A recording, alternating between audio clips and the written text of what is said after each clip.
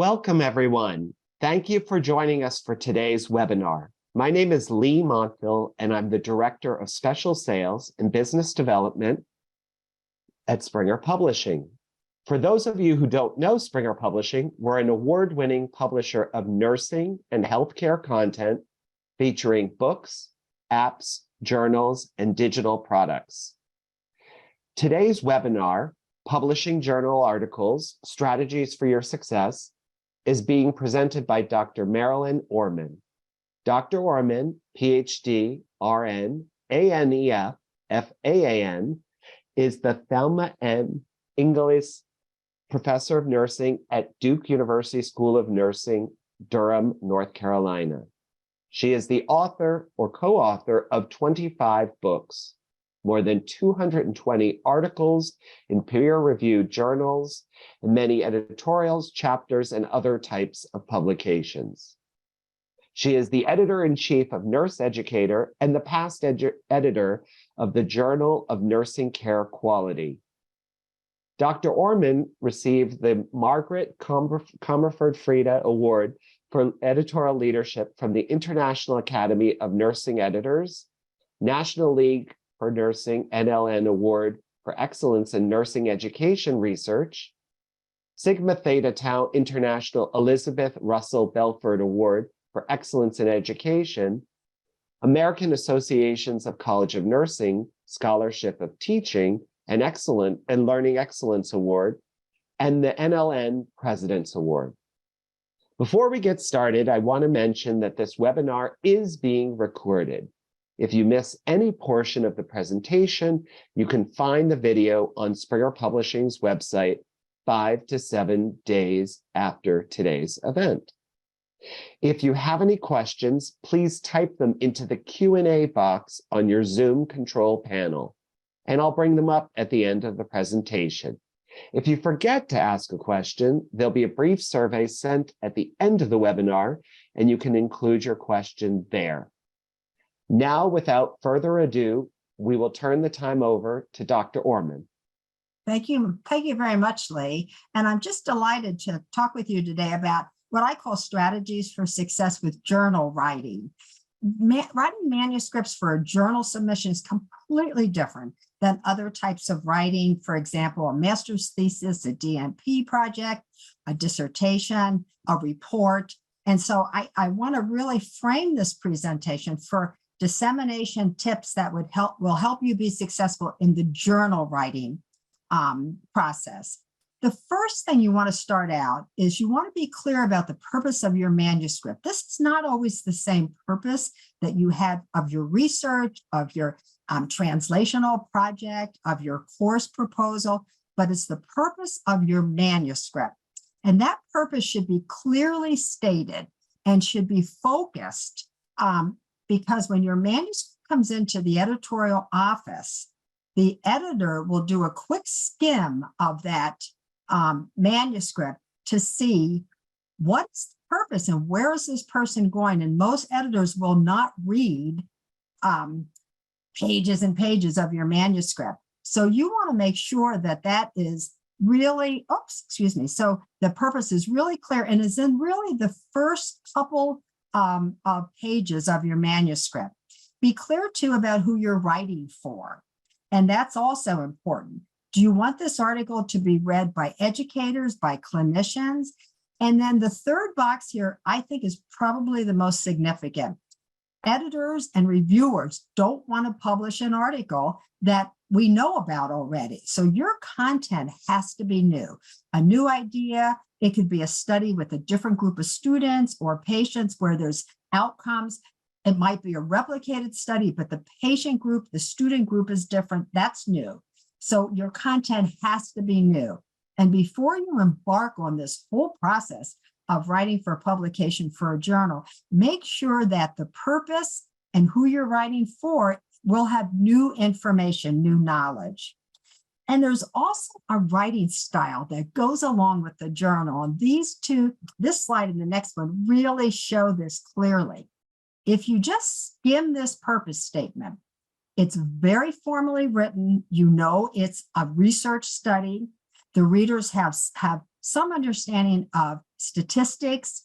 They talk about effect size, Cohen's d. And this was published in Research in Nursing and Health, one of our research journals, very formal science writing style. But look at this one. This is an article that was on an evidence-based alarm management protocol.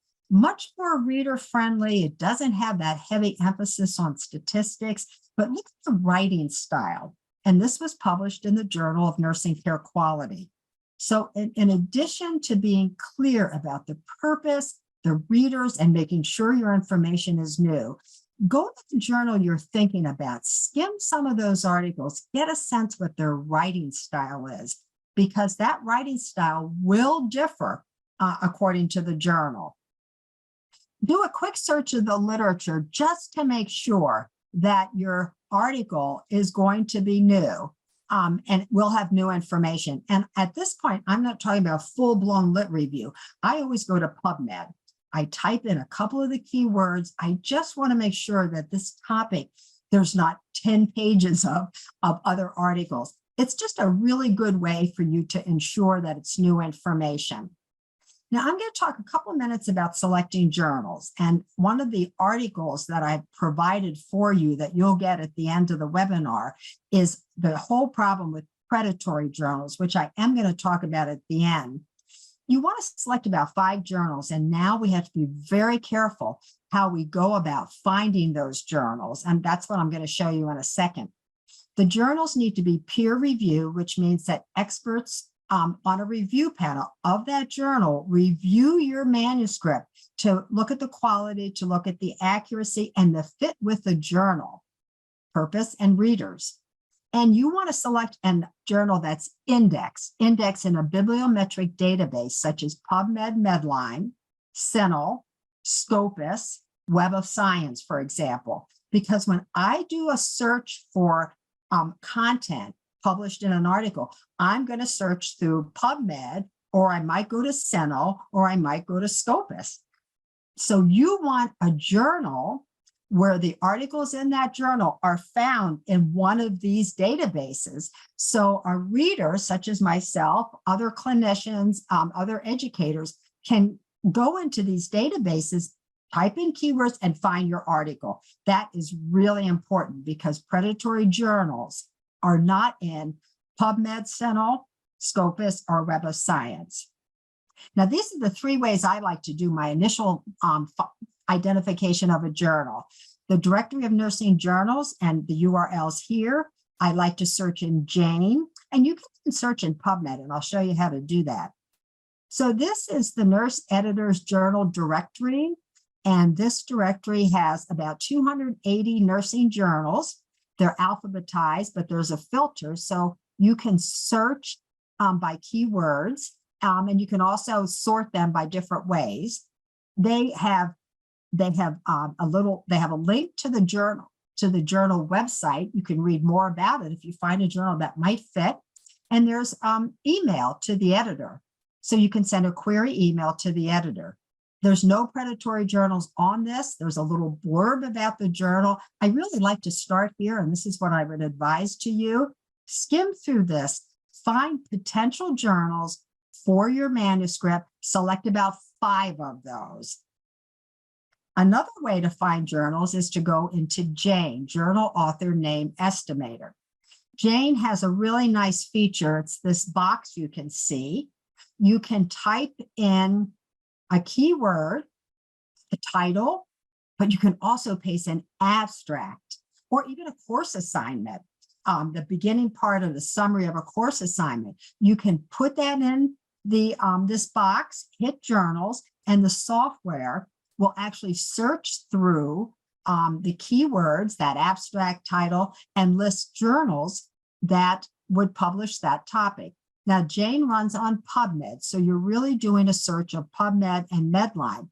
What I like now about this is since February a year ago, Jane actually lists if the journal is in Medline, and it also lists if it is an open access, means the author has to pay to publish. So it's a really nice way to really zero in on some articles on some journals that might fit. And another way, a third way, I don't use this as much, but I know colleagues do. You can actually go to the PubMed main page, and PubMed is the search engine for the Medline database. You can click journals, and that link will take you to this search bar. You can type in your topic, hit search, and it actually lists all the journals in the Medline and PubMed database that have articles on your topic. If you're not familiar with the journal, pick one that it says currently indexed for Medline. Because again, PubMed is the search engine. You'll get Medline, which is the actual database, and there's no predatory journals in Medline. But you also get other kinds of things when you do a search with PubMed. So make sure it says that the journal is currently indexed for Medline. So in case because you don't want to avoid a predatory journal. And then you want to be real careful with these journals. If you're not familiar with the journal, you found it in Medline, it fits well, you might want to email the editor, ask a colleague, find out about the turnaround time for peer reviews. You don't want to submit your manuscript to a journal that takes 6 months for a peer review. You want to have a journal, takes 6 weeks, 6 to 8 weeks would be the maximum. That is about the mean time, but you want to avoid journals that are very slow with their review. And I'd like to recommend, if you've had very few publications, don't select a journal that only takes about 10% of submissions or 15%. You can email the editorial office, ask them how long for peer reviews, and ask them what their acceptance rate is, because it's not published anywhere anymore. I think if you're a novice, find a journal that publishes 30, 40%, even 50, that's indexed in one of those databases, because it'll be a more positive experience than one that might only accept 10% of submissions. You don't have to publish your article in the top journal. You need to publish it in a journal that is in Scopus, CINAHL, or PubMed, so I can come in as a reader and searching for information and find it, but it doesn't have to be the top journal. Just make sure it's a good journal in those databases. I always send a query email to the editor, and I advise this. Not all editors answer, but if the editor answers really quickly and says, I'm really interested in that paper, then move that journal to the top of your list. Or the editor may say that she or he's not interested. Then you don't spend all that time formatting your manuscript for a journal that's going to reject it in 24 hours because they're not interested in that content. You can send as many query emails as you want. They can be really short. I'll show you one in a second.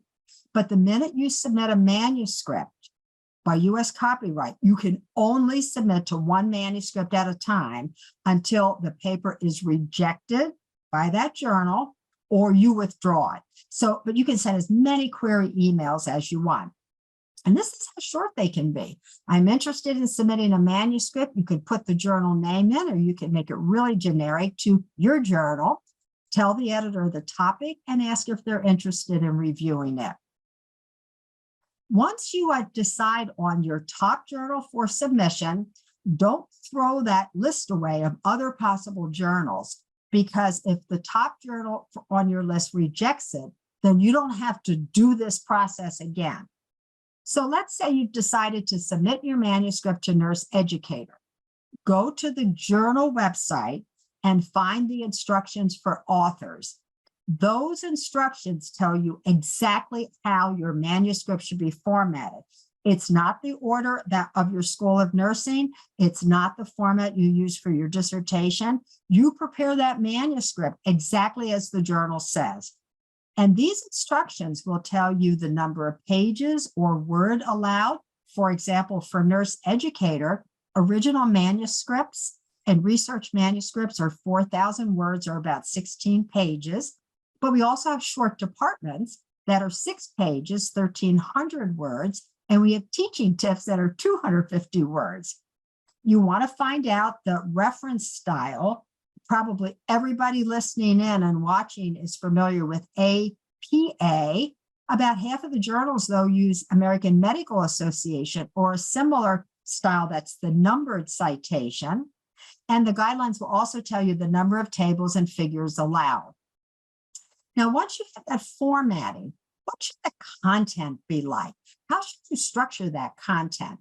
Well, manuscript parts and have all journals have the same parts of manuscripts. There's a title page, there's an abstract, there's the text.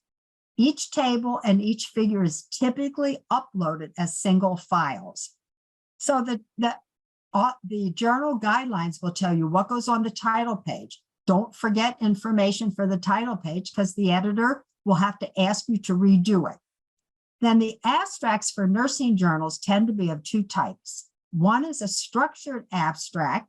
They're about 75 to maybe 300 words, and the journal will tell you the headings to use for the abstract. The second type is an unstructured. These run actually from 35 words to about 75. I think these are harder to write, but an unstructured is a narrative. It's a paragraph format. Nursing 2022, for example, still uses an unstructured abstract. So the journal guidelines tell you what the abstract format should be like. The content of a research manuscript for all journals, whether it be a research journal like Nursing Research, Research in Nursing and Health, whether it's a research article about an educational project for Nurse Educator, Nurse Education Today, whether it's a research or project that you're going to send to Journal of Clinical Nursing, Journal of Pediatric Nursing, they all have the same format, and it's called IMRAD. You'll have an introductory section, which is the background, leading into the gap. And for journals, sometimes there's a separate lit review in the introduction or following the introduction. Other times it's integrated. But you should be able to read through that introduction and realize this study needs to be done because here's the gap. Nobody's looked at this teaching innovation for associate degree students. Nobody's looked at this particular clinical intervention as in a rural setting. So the gap should be clear. Then the methods, the results, and discussion. And more nursing journals are now asking the authors to find and use guidelines for actually a particular type of research. So, for example, if you are publishing an article on a qualitative study, some journals will ask you to actually find guidelines for reporting qualitative studies. Like Consort is the one for randomized controlled trials. So again, your author guidelines for that journal will tell you what additional guidelines. If they don't say anything, use strictly IMRAD. That's all you'll need. Now, lit reviews and other types of review articles are very popular right now. Readers like it. They don't want to read 30 articles on a concept map. They want to read one good article that reviews outcomes of using concept maps. And we're using a lot of lit reviews, different types now, to scope the literature, to see what are gaps in the literature. In many areas of nursing, we have enough studies done to actually do a systematic review. So a review article is a good one to try. I advise it. This is a great strategy for a small group of faculty in a school. You need a method for conducting the review, Prisma for reporting the outcomes, and those two components guide the content and how it's organized in your manuscript.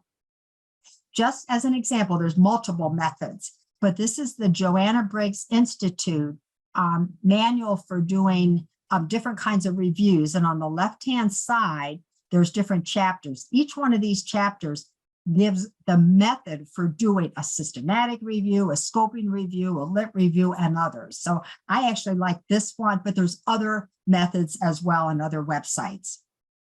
When you report the outcomes of that lit review, that scoping review, that systematic review, you have to use Prisma. And Prisma was developed initially for systematic reviews, but now it's being advised for all types of lit reviews. And you'll have to use you'll have to report the flow diagram This is the flow diagram for Prisma. So this is my advice for literature reviews of any type. Pick a method, do the review using that method in case you want to publish it later.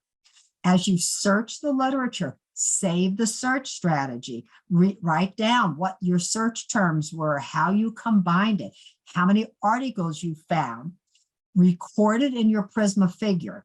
Because if you do your project or your study and you think, I haven't found much on this topic that's been a review of the literature, that could be a second publication. So this is really a part of your manuscript writing that you need to think about ahead of time. And if you don't use it, you can still use the results of the review as you report that introduction and the background of your study. If your manuscript is on quality improvement, these manuscripts use IMRAD format, and the guidelines for writing and quality improvement manuscript is called Squire, and I have the URL on the bottom. So if you're a DMP student or graduate and you happen to have a QI paper, the Squire guidelines, most of the nursing journals will actually require Squire guidelines for QI manuscripts.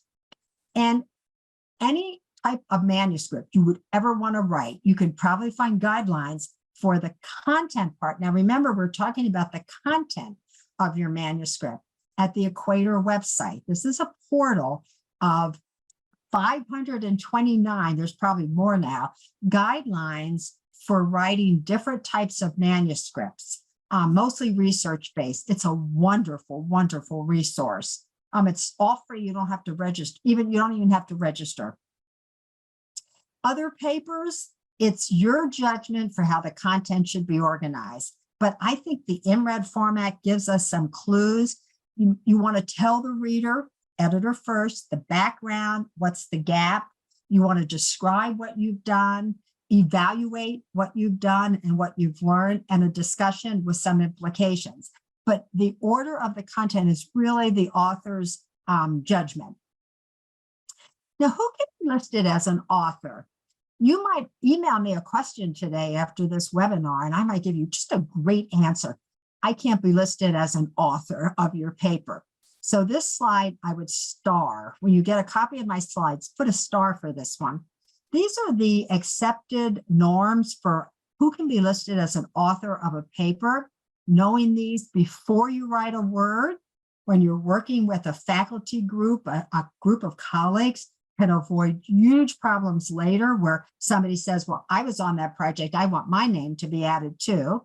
So, and it can avoid conflicts that way. And it can also help you if you're in a writing group and somebody doesn't do part of this. Their name can be shifted to an acknowledgement, and that's why they're in an acknowledgement, because they haven't met these criteria.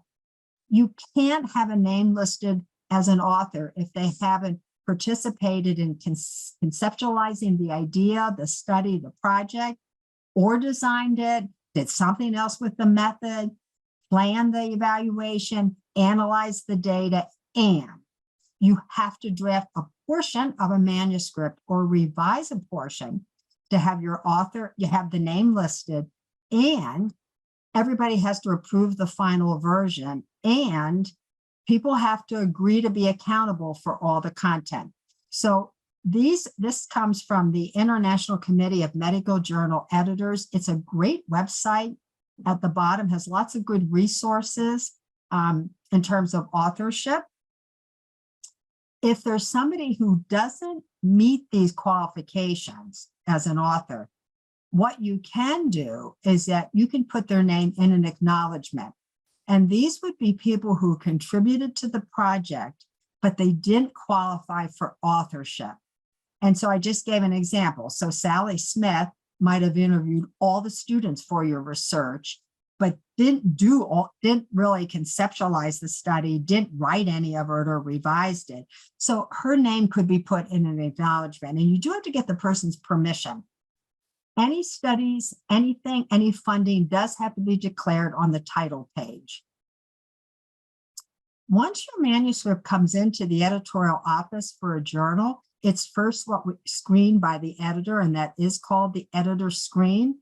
The editor makes an initial decision, or the managing editor, what manuscripts to send for peer review. Most nursing journals use between 2 to 3 peer reviewers. So it comes in again to the editor or managing editor who actually skims over it. Remember, purpose has to be really clear. First couple of pages, because the editor wants to look at this and say, oh, this would be a really great new idea for our readers. Nursing journals tend to still use what's called a double-blinded review. And this review means the reviewer doesn't get the title page, so they review the manuscript blindly, and you don't know who the reviewers are. When you get the review sheets back electronically, it just says reviewer 1, reviewer 2. So we keep it as a double-blind review. Now, actually, some journals have shifted to an open review, but most nursing journals are still double-blinded review. And they will look at the reviewers will look at the quality of the paper and the relevance for the journal. And they'll usually recommend to the editor an editorial decision. However, it's up to the editor to make the final decision in terms of publication in the journal. Typically, there's 4 types of decisions possible, except without revision, which would be really, really rare. Except with revision, probably rare too, but it does happen sometimes. Revise and resubmit is a good decision. And so that means that the reviewers think this paper is worth publishing, but some changes need to be made either in the quality and the formatting and the content, where they think maybe more information is needed for readers. And don't wait to do this, because revise and resubmit typically means your manuscript will be sent back to those reviewers again to look at them a second time. You don't want to wait till the maximum time, because you don't want to get another set of reviewers. And if you teach in a school of nursing, you can think about your faculty group. There's probably 2 people in your faculty that really are very positive, maybe 2 people who aren't as positive. You don't want your positive reviewers to say they're too busy, because then the editor has to send to 2 other people who might be more critical. So I always advise, clear your calendar, revise that paper and resubmit as soon as you have time to really do the work on it. If it's rejected, be concerned for a day. I wouldn't waste any more time on being annoyed about it. Look at the comments. Sometimes there is missing content that you never thought about because you're so familiar with the content. But look at your list of possible journals. You've made a list of 5 or more. Cross off number 1 and go to your second journal on the list, get those author guidelines, and you're ready to go after formatting. Sometimes the reviewer comments don't really fit your goal for your manuscript, but that should tell you as a writer that there's something not clear in your content that might need to be revised. When you submit a revision letter, you want to make it really clear to the reviewers and the editor where the changes were made. For some journals, you can upload a table. Other journals, you have to put it in more of an essay or narrative format. But I want you to look at the purple. I've taken all the criticism, reviewer 1, feedback, reviewer 2, editor's revision. I'm telling them exactly where to find the new content, page and line number, because you don't want the reviewer or the editor to have to read that entire manuscript again. They will just be able to skim their concerns they had and see that they were addressed. So make it as specific as you can. When you're moving from a scholarly project, such as a DMP project or a thesis or a dissertation, to a manuscript, this slide highlights some of the differences. So scholarly projects, I just read one this morning, dissertations, they tend to have really long literature reviews and even theory frameworks. Manuscripts tend to have a brief and an integrated literature where you might have 5 citations for 1 sentence because you've synthesized that literature. You'll have a reference list that's appropriate for the content. Typically, manuscripts will be 15 to 18 pages. I wouldn't expect to find more than 30, 35 references, unless it's a review paper. Many journals will limit to about three tables or figures. And your dissertation may not have very many implications for educational practice or clinical practice, but a manuscript would. So let's look at a couple of other tips to help you get started and help you finish. About writing the manuscript when you start a project. Don't wait till the end. If you're in a school of nursing or you're in a clinical setting and you have a great project you're working on, sometimes it takes so long to get that project done and approved, you don't want to ever think about it again. But plan the dissemination when you start. Think about how many manuscripts you can write. Maybe you'll get a review paper because you have to review the literature anyhow, and a manuscript. Map it out. Say who's going to do what, have one person responsible for each part of the manuscript, and try to write the draft as you're going along. Most often manuscripts are not written by one person, so get a small writing group, and the writing literature suggests about 4 in a group is a good number. Meet once virtually or in person, but when you meet once, make a decision of the authorship. In nursing journals, we do a left to a right authorship order. So the person who did the most work on the manuscript is far left. Then the next person moving toward the right did the second most work, third. The person who did the least amount of work on the manuscript is in the far right position. And other fields do it that differently. For example, in medicine, the first author is actually in the far right position. But for nursing, we do a left to right order. Map out who's going to do what part of each content area, the responsibilities for each co-author. Map out due dates and say, have realistic due dates. Don't say you're going to get the manuscript done in 2 weeks if nobody can. So map out some realistic due dates and never change the due date, because I have manuscripts myself and I know tons of faculty that once you move that due date, what's another month? What's another 3 months? What's another year? A lot of manuscripts never get written because of that. So find a due date that's realistic, that's practical, that you can meet, and then don't change it. So how do you collaborate in a writing group? You can write by the group. You can meet virtually every Wednesday. I think that's almost impossible to do. The 3 other strategies are actually easier to do. You plan the manuscript by your group, map out the outline, make it really detailed, and then assign people to write sections. You can write in pairs. Each person can write their own section, or you could actually have 1 or 2 people write the entire draft, but everybody else then revises it. The first author should be responsible for making sure that the manuscript fits together if you do 2 or 3, where you write in pairs or you write individually and then have to put it together. But if you have a detailed outline and you each write your section, sometimes that's not as much of a problem. And actually, one writing tip that somebody told me they're using is they do an outline. Everybody writes their own section, that third line there, third bullet, and the due dates are staggered. So the person assigned to the introduction and background writes it first, then they email that section to the second person who does the method, emails that section to the results, etc. And there's far less overlap and gaps with that strategy. And a couple of other tips: write your manuscript first. Don't then give your speech or do your poster, because a lot of times there's wonderful, wonderful CE programs and posters done, but they're never turned into manuscripts.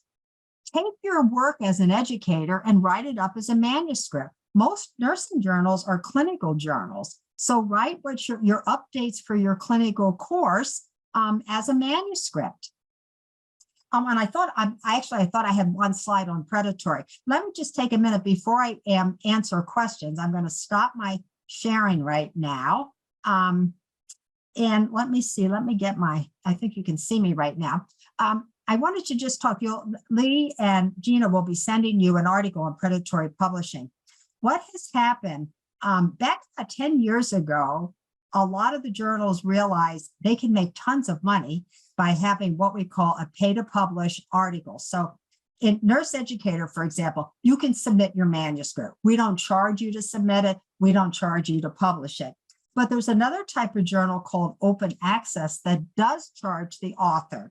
So these are called author pays or pay to publish. Well, unreputable publishers, new publishers came on the market and realized they could just start their own journal. And it's amazing. We have standards and guidelines for everything, but you can start any journal you want yourself out of your home. And unfortunately, these predatory journals have very poor peer review, if any. There's errors in the article. They're not in bibliographic databases. They are in Google. You'll find them in Google, but not in the bibliographic databases. And they charge a fortune. If you accidentally submit your manuscript to one of those, it's really hard to get back. So after the webinar, within a few days when you get the PowerPoint, you'll get one of the articles I had written that really explains this in detail that I think you'll find valuable. So now I have time for questions. Sure. Thank you so much, Dr. Orman. That was excellent. We really appreciate it. Thank you. If people have any questions still to add, feel free to put them in the Q&A box. But we did get a couple of questions. Okay. Lisa asked, as an author, how should one handle when reviewer comments and/or suggestions for revisions conflict? So when they're at odds. Yep, that's a really good question. If they conflict, they're absolutely the opposite. So you pick the one that you think fits best with your manuscript.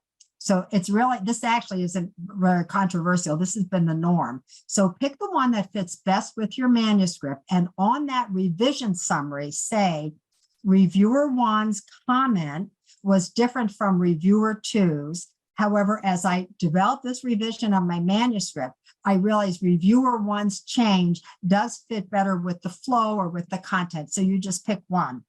But the other caution I want to give you is if the reviewers come up with two completely different comments, opposites, look at the content area, because sometimes there is something amiss in how you explained it. So like as an editor, I always think there's probably something not clear at this section of the manuscript, or the reviewers would have had completely opposite suggestions, but you pick the one that fits back and just give a rationale. Excellent. Thank you for that. Joyce asked regarding open access articles and journals, are you saying that all open access articles and journals are bad? No, I'm sorry. And I thank you so much for asking that. There are many, many reputable journals that are open access. They have nothing to do with predatory. And most nursing journals have what we call a hybrid model. So you can submit to the journal. It's a subscription journal. Somebody has a subscription, or the library does. They don't charge you to publish. But if you wanted to pay for open access, you could. Other journals are only open access, but they're reputable journals. And thank you so much for asking that. So I like to give the example. I'll give two examples. One is PLOS One. I recently published our CPR study in PLOS One. They are open access only. You can't buy a subscription. So you can't publish in PLOS One if you don't pay to publish. That's the model they use. But that's a reputable journal. They do really thorough peer review. They have good editorial practices, but you pay to publish your article in that journal. Now, Nurse Educator and a lot of the nursing journals have what we call hybrid, that it's free to publish in, but you can pay extra if you want to have your article open access. So the one on predatory journals that we're going to make available is from Nursing 2022. That's not open access, but I actually paid the fee to make the article open access because I wanted everybody to be able to have an option to read it. The predatory journals are open access, pay to publish, but they don't have quality editing or peer review. They're not indexed in bibliographic databases. Actually, some of them, will accept an article within a day or so. They put the article that they accept on their journal website, but you can't find it in any of the bibliographic databases. About 5 years ago, I think we looked at 700 some articles. I'm surprised anybody's still talking with me from predatory journals, and you wouldn't believe how many errors there were in articles, like spelling errors. They were typos, they were tables that were crooked, that sort of thing. So most of the predatory publishers they've really formatted their papers better, but very limited peer review. You may not have anybody that you can contact if you have a question about it. But the key would be for me is they are not in bibliographic databases. So when your colleagues go to PubMed or CINAHL, they're not going to find your article. That was a really long answer to that really short question, Lee. No, but it was good because there were other people who asked kind of and I should have similar explained questions. It, so I really appreciate that you asked that. Yeah, Linnell, just speaking of the publication process, Linnell asked, could you speak to the need for embargo dissertations? Which journals would reject an article based on a ProQuest dissertation publication? I'm going to, since this is being recorded, I'm going to preface this by saying this is not my area of expertise. I only know what I know when I called ProQuest and what I advised to faculty. But just so you know, like, I am not an expert on this.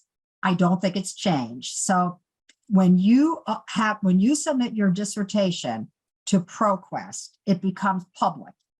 And that's how ProQuest is set up. I can come, it's actually in PubMed and Medline. I can go and I can find that article that whole dissertation in a search.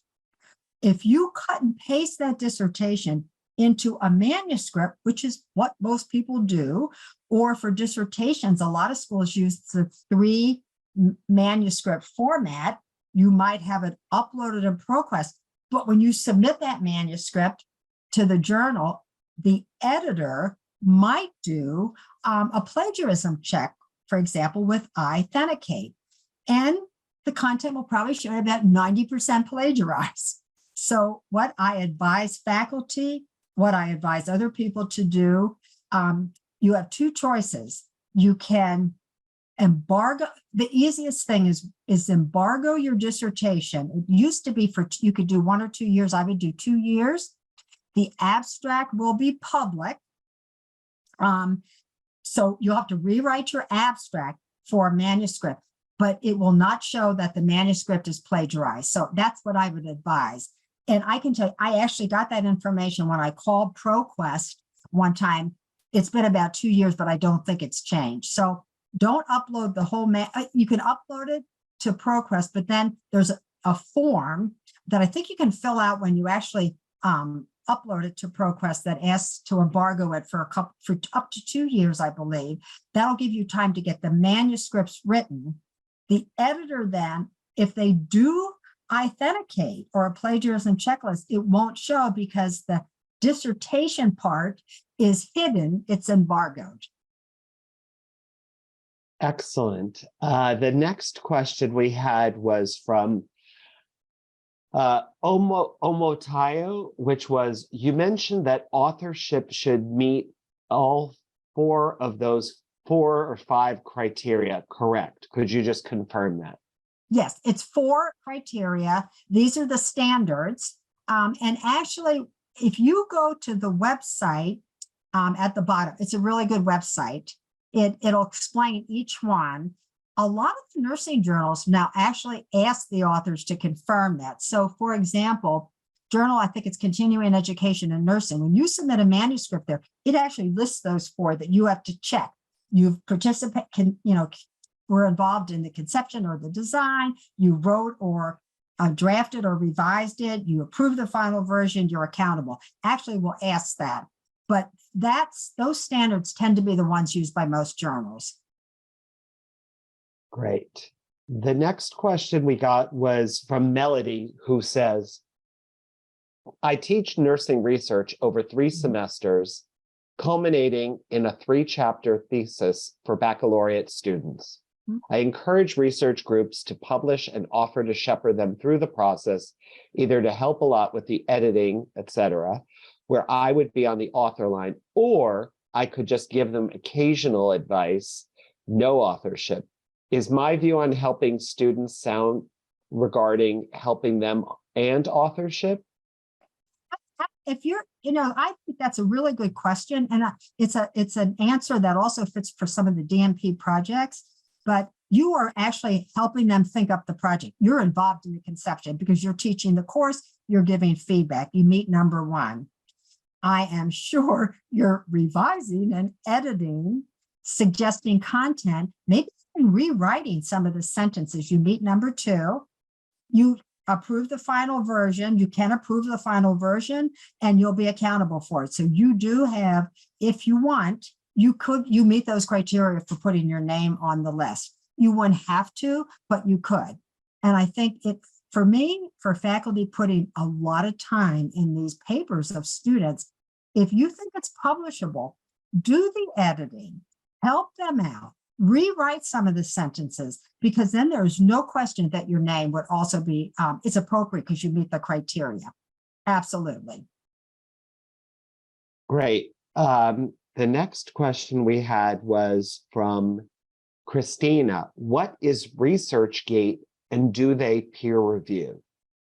ResearchGate is a place where subscribers, I don't think there's a fee, can post information about their studies, post information about what their publications. You cannot post the entire article on ResearchGate unless the article happened to be open access that you paid to publish. So let's just go back to open access again. With open access, I pay to publish the article, and I can pay for and select 6 different kinds of open access licenses that actually say what other people can do with that article. Those 6 licenses are on Creative Commons website.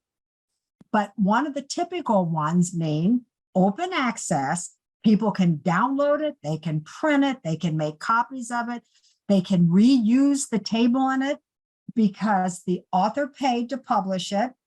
The author holds the copyright and is giving other people those permissions. And so for open access, I can't even remember the question now. Lee, tell me the question again. I'm so sorry. Sure. The question was, what is ResearchGate and do they peer review? Yeah, I do. Yeah. If it's an open access article, if it's an open access article, I paid to publish, you can have that article. Everybody can use it. You can put that on ResearchGate.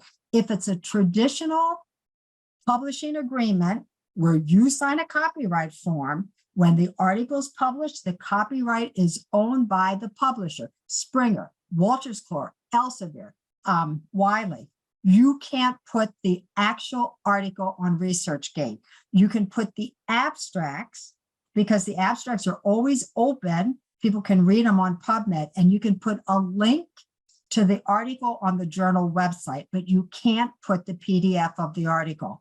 And actually, a couple of years ago, the publishers sued ResearchGate to have people, I don't know what kind of monitoring that it does, but you can't put the full article unless you paid it for open access. Excellent. Those were the questions we received. If I could ask you, Dr. Orman, to put the slides back on, because I think on the next slide, there should be information about purchasing your books or your book. Okay, let me go. How about this? But while you're doing that, I just want to reiterate that we have recorded this webinar. And as Dr. Orman mentioned, we will be sending out a recording of the webinar along with the additional materials and information that Dr. Orman referenced during her presentation. And that will include the PowerPoint, an article on predatory publishing, and then a list I have like tips for writing. We're going to send all that out. Excellent. So people can see here, they can get a discount if you're interested in ordering Writing for Publication in Nursing, 5th edition. And I'd like to And thank you for all your comments and appreciative words in the chat, Dr. Orman. They've said how amazing, how helpful, how Oh, good. Thank you. wonderful this has been. So Great. we are grateful for all of you staying, because many of our audience has stayed the whole time, which is incredible. And we are eternally grateful to Dr. Orman for presenting today. If anybody has any additional questions, feel free to send us an email, reach out to us. But like Dr. Orman and I have said, we will send a recording of this webinar. So Dr. Orman, thank you again. And we want to wish everybody a wonderful and happy rest of the week. Okay. Thank you, everybody. Take care. Take care. Have a great day. Bye now. Bye.